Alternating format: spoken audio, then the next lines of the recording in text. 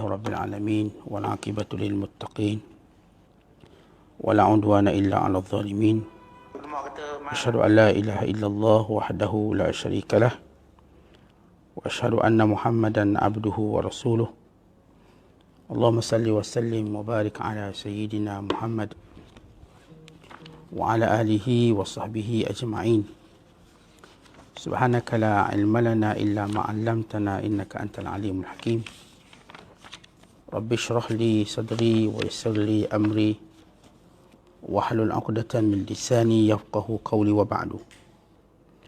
قال المصنف رحمه الله تعالى ونفعنا الله به وبعلومه في الدارين آمين. Telah berkata Imamul Allamah Abul Qasim Abdul Karim bin Hawazin Al-Qushairi, semoga Allah Ta'ala merahmatinya dan kita mendapat manfaat serta barakah ilmunya. Al-Imamul Allamah Ibnul Arabi mengatakan bahawa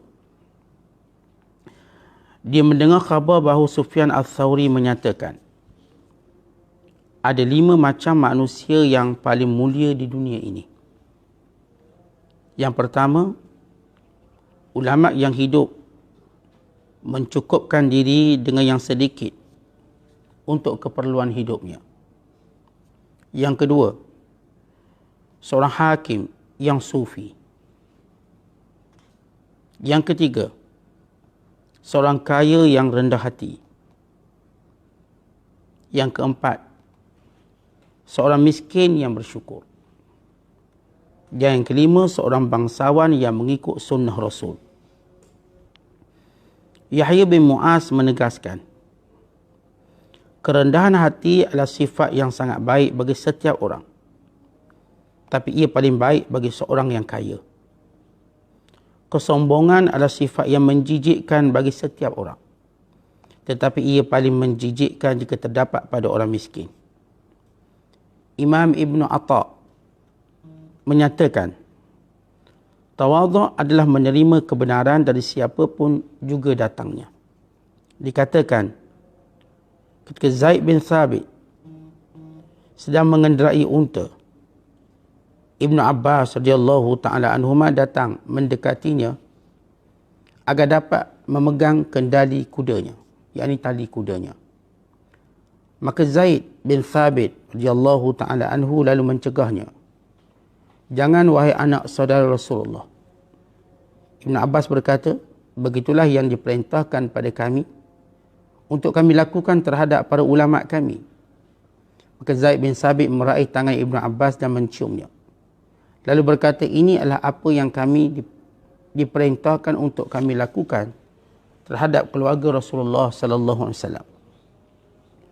Urwah bin Zubair menuturkan, ketika aku melihat Umar bin Al-Khattab memikul sekantung besar air di atas bahunya, aku berkata kepadanya, wahai Amirul Mukminin, pekerjaan ini tidak patut bagi anda.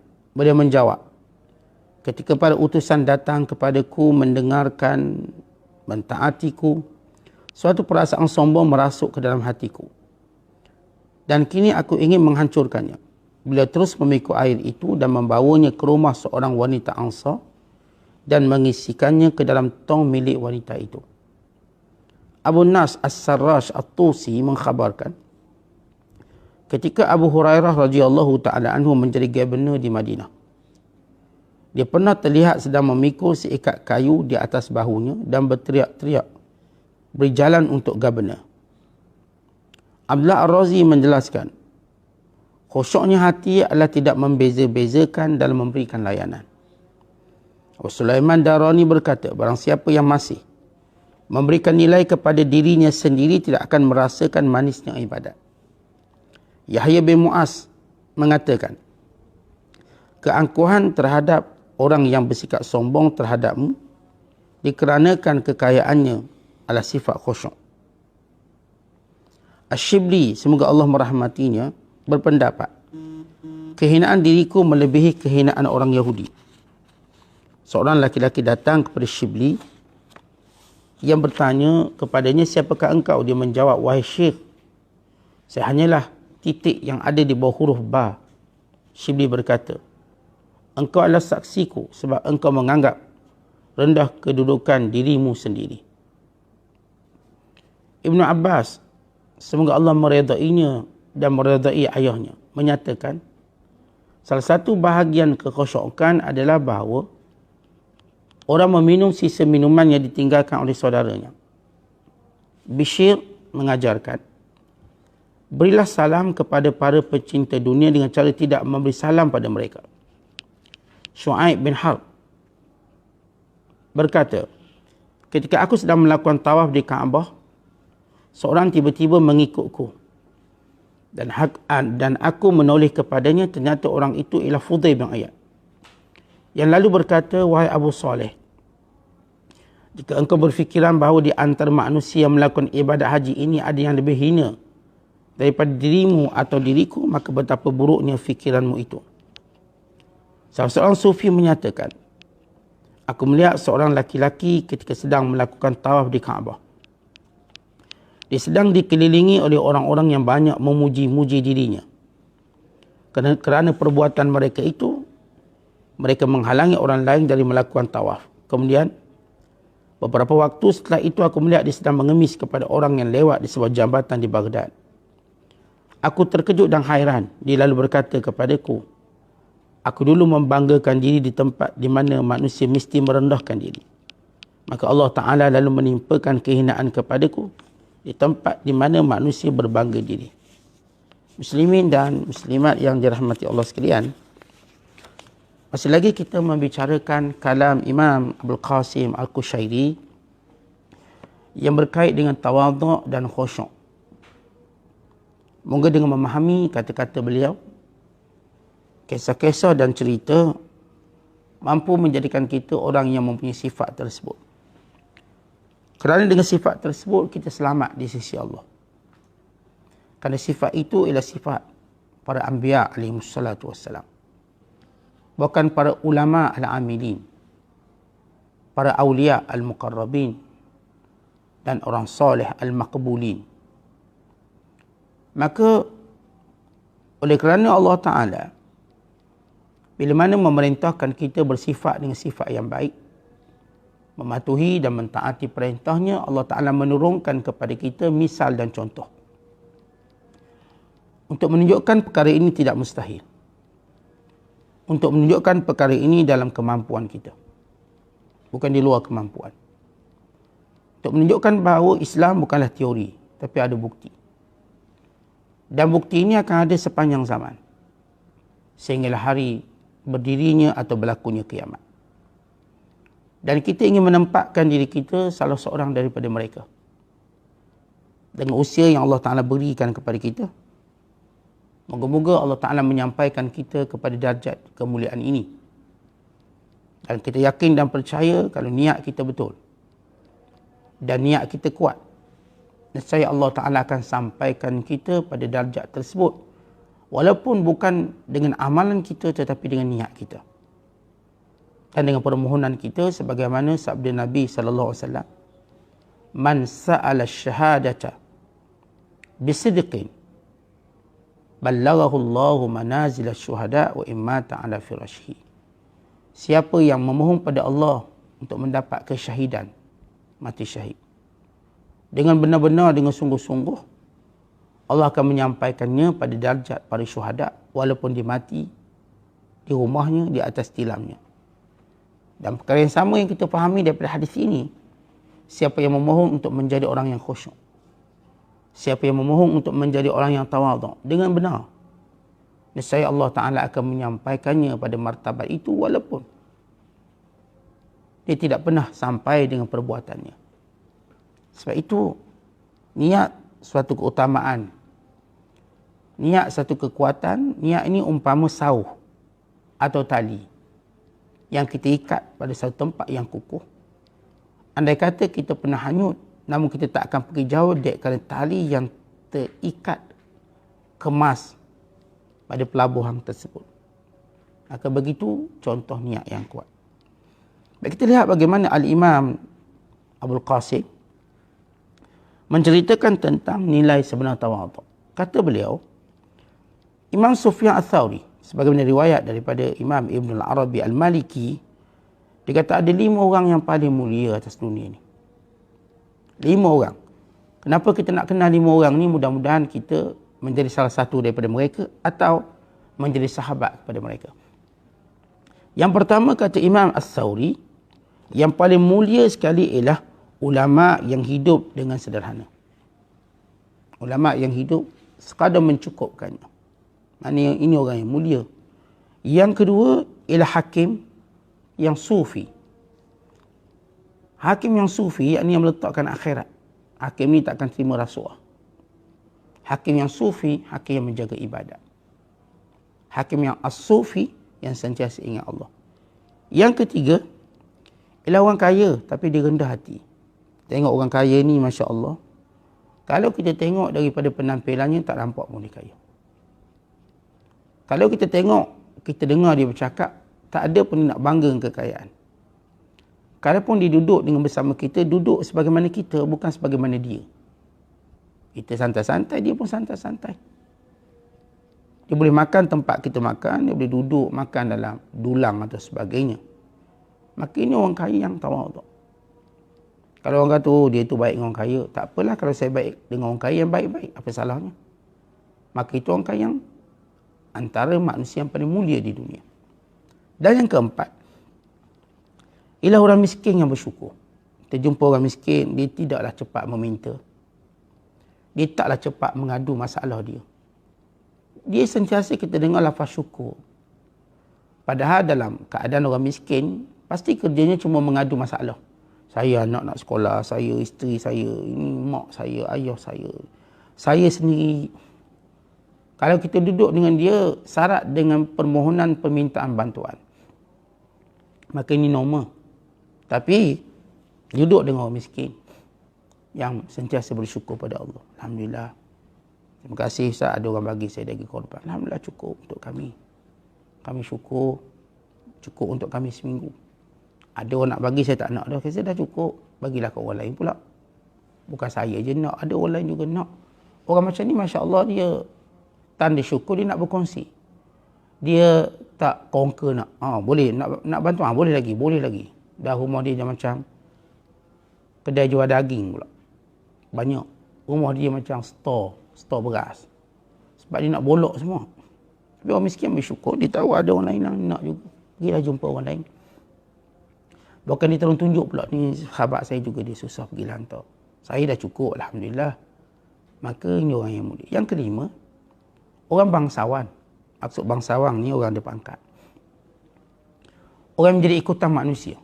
Tiba-tiba kita nampak dia tak ikut nafsu dia ikut sunnah Nabi. Padahal tuan-tuan, kalau kita ada pangkat kedudukan, orang akan ikut kita ni. Sebab kita orang berpengaruh.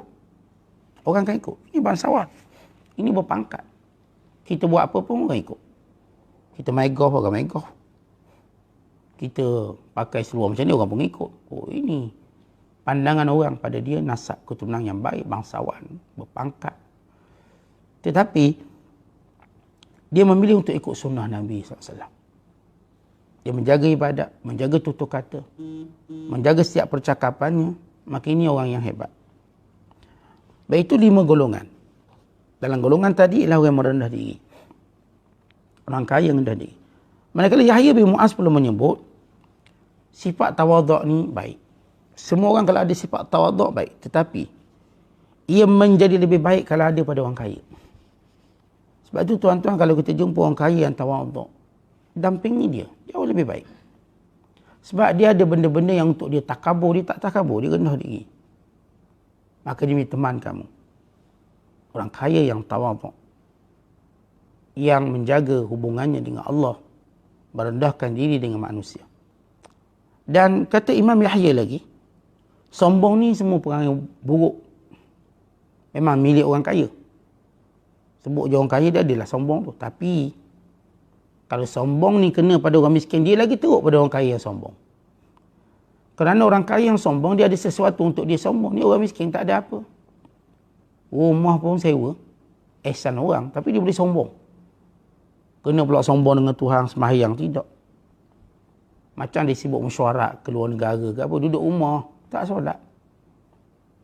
Duduk rumah tak puasa. Ini sombong. Allah dah uji susah, dia masih tidak mau ingat Allah.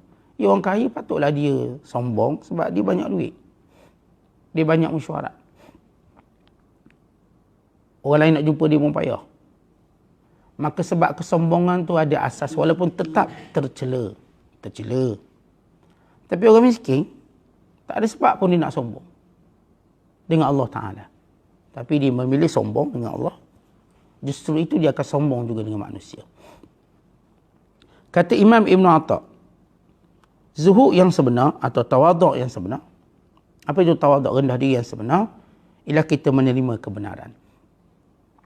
Dari siapa pun. Kebenaran dan nasihat. Nasihat-nasihat yang baik yang datang. Ya, kita boleh berkongsi. Kita boleh mengambil manfaat. Dan kita boleh jadikan ia sebagai suatu inspirasi. Satu ilmu. Maka orang ni kita tahu jenis tawaduk. Sebab dia boleh terima nasihat semua orang. Dia boleh duduk dalam majlis ilmu walaupun dia sudah alim. Walaupun dia sudah berilmu, dikenali. Tapi duduk. Dan bila dia duduk, duduknya sebagai seorang pelajar. Bukan bersandar macam orang sombong. Duduk macam orang belajar. Dia ada pen dicatat. Dia fokus pada gurunya. Walau dia sudah alim. Maka kita tahu orang ni dia ada tawaduk. Ada satu kisah tawaduk. Zaid bin Sabit, sahabat Rasulullah. Yang Nabi SAW memuji dengan berkata, Afradukum Zaid. Yang paling pandai faraid Zaid. Satu ketika, lepas dia mengajar orang, dia pun nak balik. Dia pun naik kuda. Lalu datang Abdullah bin Abbas radhiyallahu ta'ala anhum. Abdullah bin Abbas, dia sahabat yang bila mana Rasulullah wafat, umurnya masih muda. Sekitar 13 tahun, 12 tahun. Remaja. Oleh kerana dia tak banyak berkesempatan bertalaki dengan Rasulullah SAW, maka dia ambil kesempatan bertalaki dengan semua sahabat-sahabat yang otai, yang lama-lama. Maka dia belajar dengan sahabat-sahabat yang lama sehingga dia menjadi orang yang paling alim di kalangan sahabat. Antara keberkatannya ialah kerana merendah diri. Contoh kalau kita tengok orang alim, bukan sebab dia belajar lama untuk guru dia. Bukan sebab dia duduk depan sekali bila belajar. Bukan sebab dia mengekori tok gurunya ke kanan, ke kiri, ke hulu, ke hilir, ke timur, ke barat, utara, selatan. Bukan. Tetapi kita akan kenali orang yang alim, yang akan mewarisi ilmu gurunya, ialah orang yang bertawaduk dengan gurunya. Sebab itu kata mereka, kami menghinakan diri kami, maka Allah memuliakan kami. Sebab itu saya kata, kalau tuan-tuan lihat orang-orang yang hari ni alim, kadang tanya dia dengan gurunya macam mana. Pasti dia orang tawaduk. Pasti dia orang merendahkan diri. Orang yang amat memuliakan gurunya. Maka itu keberkatan ilmu. Seolah-olah ilmu tu diikat dengan keberkatan tadi. Memanglah kita belajar lama 10 tahun, 20 tahun. Tapi ilmu tu macam tak ada. Tak diikat. Dia macam orang kerja tuan-tuan. Dia kerja 20 tahun dalam bank 1 sen pun tak ada. Yang ni kerja baru 5 tahun dalam bank dia, bersepah duit dia banyak. Sebab apa? Dia simpan. Macam mana dia boleh simpan keberkatan hidup dia? Sama juga orang yang belajar, kadang-kadang kita tengok dia belajar 3 tahun je, tapi alim, ya Allah, lebih lama pada kita mengaji 20 tahun. Sebab merendah diri yang ada. Abdullah bin Abbas bila tengok Zaid bin Sabit, dia pun cepat-cepat pegang tali kuda. Lalu kata Zaid, lepaskanlah. Kata Abdullah bin Abbas, demikian kami diperintahkan memuliakan ulama kami. Dan sementara menunggu kuda terpecut, benar-benar nak keluar tu, tolong iring. Lalu Zaid bin Sabit pun turun, dia mencium Abdullah bin Abbas. Dan demikian kami diperintahkan melakukan kebaikan, memuliakan keluarga Nabi SAW. Dua-dua ni ilmu alim. Tapi lihat perbuatan Abdullah bin Abbas, merendahkan diri mengiringi gurunya Zaid bin Sabit. Sebab itu tuan-tuan sekalian, bila kita ni kalau tok guru kita keluar, kita jangan biar tok guru kita keluar seorang, kita iring dia. Sebagaimana kita iring tetamu. Kalau kita belajar dalam bab sunat tetamu, bila tetamu datang rumah, sunat kita iring dia keluar rumah. Bukan bila tamu kata nak balik, baliklah. Kita pun duduk kat dapur, tang. Tamu pun balik. Bukan begitu cara dan adab. Iring tetamu sampai dia pergi. Demikian kita memuliakan. Ni yang kemas kat depan ke kat dapur, biar dulu. Ikut iring dia sampai dia keluar. Dan demikian dengan guru-guru kita, para ulama'. Bila ulama' dia keluar, kita jangan bilang, ustaz dah keluar. Kita pun tahu keluar ke belum ustaz ni. Tengok hilang tarik. Tak, kita iring dia. Iring dia keluar, sampai dia hilang, okay. Kita pun kembali buat kerja kita dan duduk. Ini yang hilang, kita dulu hilang. Tok guru tak bangun lagi, dia dah hilang dah. Bukan itu cara adab. Kita tak dekat dengan adab. Akhlak. Tawaduk. Ini mereka dia mengiringinya. Tak kira tok guru kita ni, tuan-tuan sekalian, yang datang kuliah setiap hari ke, yang kita panggil sebulan sekali ke, datang ceramah-ceramah atau sebagainya, maka menjadi suatu akhlak tawaduk. Iring tok guru sampai dia naik kenderaan dia dan dia pergi. Atha' bin Abi Rabah, bila mana dia sudah mengajar, anak murid dia iring dia, 300 orang iring dia. Sampailah dia ke destinasi dia. Dia iring. Bangun bersama guru. Ini akhlak yang dia ada salafus soleh. Jadi kita cubalah, kalau tak selalu pun, tunjuk bagaimana kita memuliakan para ulama' supaya kita dapat kemuliaan itu. Urwah bin Zubair cerita, aku melihat Umar Al-Khattab, dia pikul sendiri bekas sehari yang besar. Lalu aku tanya, wahai Amirul Mukminin, engkau kan khalifah Islam, kenapa buat benda macam ni? Maka kata dia, aku ni setiap hari dikunjungi oleh tetamu-tetamu luar negara. Umar dengar hadis ni. Tapi apakah Umar dia jadi macam sombong, tak tentu kala, tak tentu hala? Tidak. Dia makin rendah diri, takut. Sehingga dia kata, najautu, waditu. Aku berharap, aku terselamat daripada benda tu. Takut fitnah. Takut rasa sombong. Bayangkan Nabi kata, kalau ada Nabi selepas aku, Umar. Tapi Umar tidak pernah rasa sombong ke. Pernah orang melihat dia mencari kayu api, dia pikul kayu api, dia berniaga kat pasar. Dan seorang berkata kepadanya, wahai Abdullah, bukankah kamu dah kaya? Kamu orang dah ternama. Kenapa buat macam ni, jual kayu api? Dia kata, untuk aku membuang sifat sombong aku. Sifat sombong. Kita tuan-tuan kadang rasa dah duit banyak ni. Cuba test jual nasi lemak tepi jalan. Kenapa? Bukan nak duit, nak rendahkan hati kita. Jual nasi lemak tepi jalan. Ataupun kadang kita ni orang hebat. Cuba kita layan orang. Tuan-tuan kita tolong angkat makanan, hidang ke orang. Seperti kita ni macam, kita kata macam kuli. Tak apalah macam kuli, kerana nak rendahkan diri kita. Kita buat kerja yang orang-orang bawah buat, kita buat walaupun kita dah berada pada posisi tertentu. Maka ini kita mewarisi sifat kesungguhan para sahabat dan membuang sifat sombong mereka. Bukan Abu Hurairah, waktu dia di Gabna Madinah, dia pikul kayu api. Dia kata buka jalan, Gabna nak lalu, nak tunjuk Gabna buat kerja gini je.